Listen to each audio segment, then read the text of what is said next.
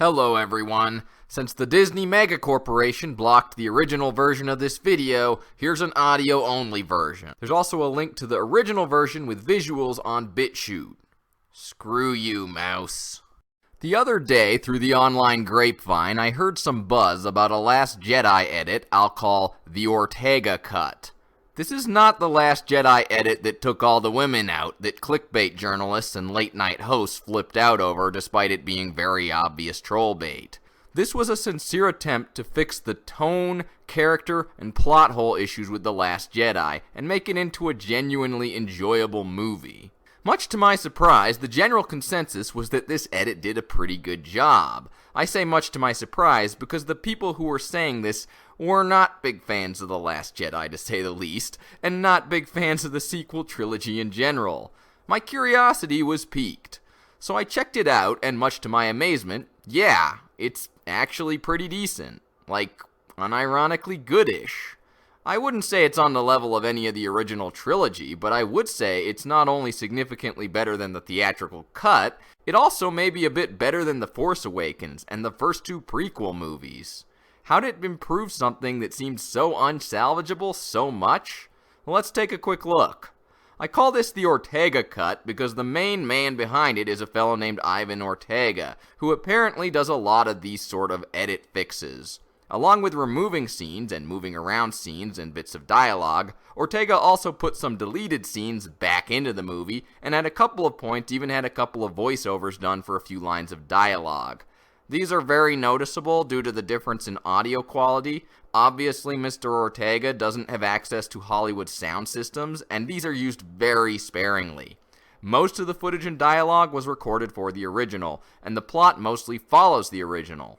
The Ortega Cut of The Last Jedi does not fix all the fridge logic plot holes in The Last Jedi. The hyperspace kamikaze run still happens, and the question of why this isn't done in battles all the time remains unanswered. Yoda's ghost still calls down Force lightning, which raises a whole bunch of questions. The Resistance still shouldn't be called the Resistance, since it was started as a reactionary militia in support of the current galactic government, and so on. But what the Ortega Cut does a really good job fixing are the film's tone and characters. All the inappropriate humor has been removed. Notice I did not say all the humor, I said all the inappropriate humor. The Last Jedi was crammed full of smug, irreverent, wink-at-the-audience jokes right in the middle of scenes that were supposed to be tense, or immediately before or after scenes that were supposed to be highly emotional. These jokes completely demolished any ability to be emotionally invested in these scenes, especially since they often turned the characters themselves into idiots for the sake of the joke, or just made it seem like they didn't actually care about what was happening. Let's look at General Hux, because his entire character is a prime example of this. The "your mother" joke at the beginning of the movie was removed. Poe hails Hux. Hux rants for a minute at Poe that the Resistance is doomed and that he's not accepting surrender before ordering his men to fire. He does spend a little more time than necessary talking, but he's much quicker on the trigger than in the original film, establishing that while he's hot-headed and overconfident, he's not a complete moron. This also makes Poe's survival look more like it's due to his superior piloting skill than to his enemies being incompetent idiots.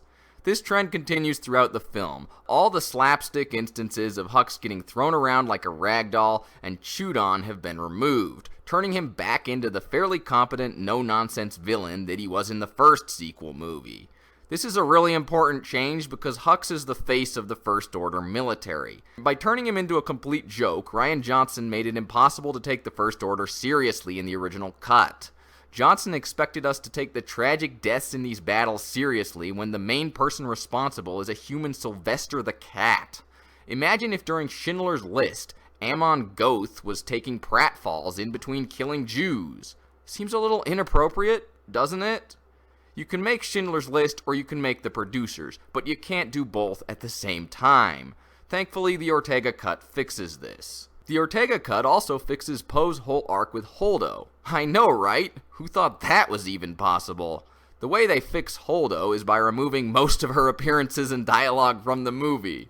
I'm not trying to be snarky here, that's legitimately what it took to fix this. Holdo snubs Poe when they first meet over the Dreadnought controversy, and from that point on he basically refuses to talk to or listen to her. All her other pointless snubs and terrible, uninspiring speeches have been removed, and so have all of Poe's attempts to bargain with and be reasonable with her. The end result is that Poe looks far more in the wrong, refusing to even attempt to consult with Holdo because she wounded his ego. He's well-intentioned but mistrusting, impulsive, and a bit arrogant. This is what they seemed to be going for in the original cut, but completely failed because Poe kept trying to compromise, and Holdo kept being a vague, condescending prick for no reason to the people who were risking their lives under her. An edit that the Ortega Cut made to this arc that I didn't think was the best choice though was having Admiral Ackbar do the kamikaze run. Since the biggest problems with Holdo's character have been removed, it makes more dramatic narrative sense to have her sacrifice herself here. They didn't need to milk it as much as the original cut did, especially since Holdo is barely a character in the film now, but they could have had her make the attack to save everyone and then cut to Poe looking anguished over it. It would be a decent emotional payoff to an arc that now goes nowhere. Not having her die also creates a plot hole since she noticeably disappears from the movie with no explanation after this. I get why they did this. Admiral Ackbar is a fan favorite due to his meme status, and Tim Rose, who plays him, has become something of a fan hero for criticizing the movie instead of attacking the fans. But to have Admiral Ackbar make a meaningful sacrifice, you'd have to give him a personal relationship with the lead characters, which he doesn't have in this cut. And you'd also need to put in a different end to the Holdo plotline. And you don't have the footage for either of those things. It's kind of interesting to watch, but it's a clear case of fan service over narrative. Still, it's a lot more tolerable than how it played out in the original. The bombers are still stupid and apparently made of tissue paper, but thanks to some editing, they do advance a lot faster on the Dreadnought, making them significantly less stupid. Mary Poppins Leia has been removed from the movie. The bridge gets hit by an explosion, and then Leia gets shown on a hospital gurney. Rose doesn't crash her space car into Finn's, he gets shot down by a TIE fighter, and while Cantabite still sucks, it's much shorter. Basically 90 to 95% of the moments in the movie you probably found the most painful have been removed. And you might want to make a crack about how with all this stuff taken out, the movie must be 20 minutes long, but no, it's still a perfectly respectable 2 hours. As for what it leaves in, the Ortega Cut has a clear vision for what it wanted to do with Rey and Kylo that significantly improves their character arcs. Both their arcs now focus squarely on how they both have mommy and daddy issues, which draws them towards each other, but they end up dealing with it in drastically different ways, with Rey deciding to do the moral thing despite her issues, while Kylo is consumed by his obsession with destroying the past.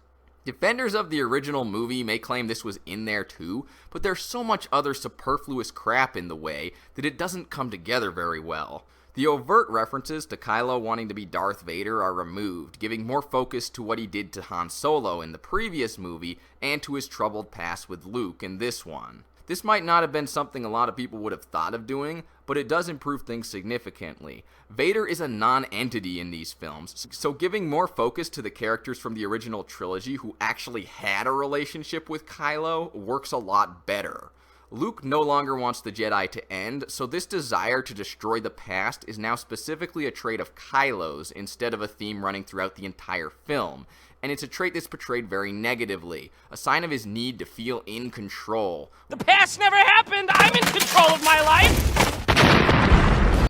Which becomes fully realized when he kills Snoke and turns from apprentice to master.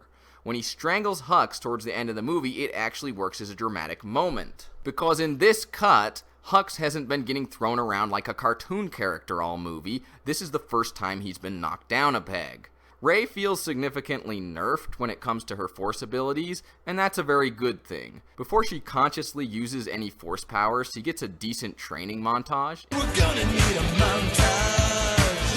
Ooh, it takes a montage.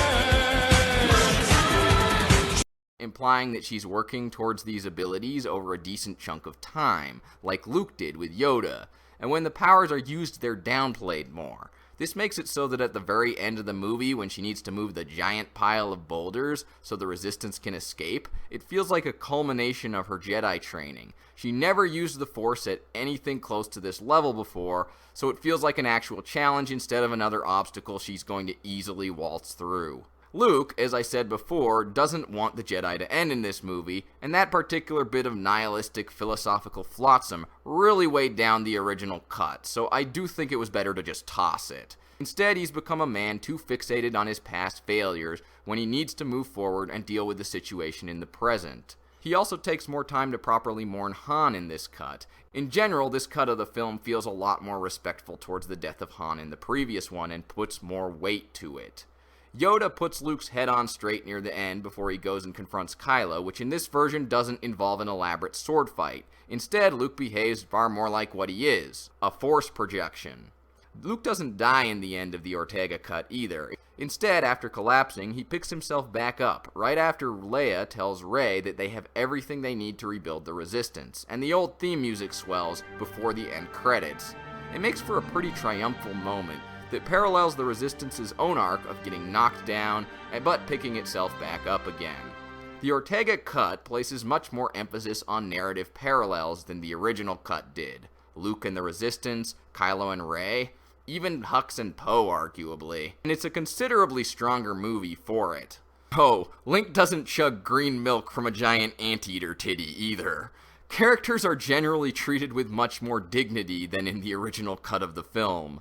This is by no means a comprehensive rundown of all the changes in the Ortega cut. It's mostly a lot of little dialogue and action changes that have a big cumulative effect of making characters seem smarter and their motivations more coherent. The awful characters are made tolerable, and the mediocre characters are improved to the point where you might actually find yourself getting invested in them. If you're a big Star Wars fan and hated The Last Jedi, I definitely recommend checking it out. There's a chance you might still hate it, but I think there's a significant chance you might enjoy this cut of the film a lot more, and it might help you appreciate the good things in the film that were completely overshadowed by its very serious problems. If you're actually a fan of The Last Jedi, I also recommend checking out this cut, since you might find it improves on what you liked about the movie.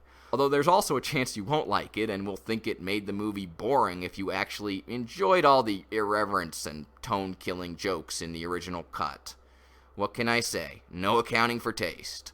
The Ortega cut is not on YouTube, and needless to say, the mouse may attempt to scrub it from the internet at any time. So catch it while you can. Where can you find it? I don't know, look under the couch cushions. I really didn't think I'd be doing another Star Wars video, but what can I say? Even when you've lost faith in Hollywood, sometimes the fans can still surprise you. Hope you enjoyed the video. Please subscribe and ring the notification bell if you want to see more. And if you've seen the Ortega cut for yourself and you have your own thoughts you want to share, please leave them in the comments below. Thanks, and have a great day. Well,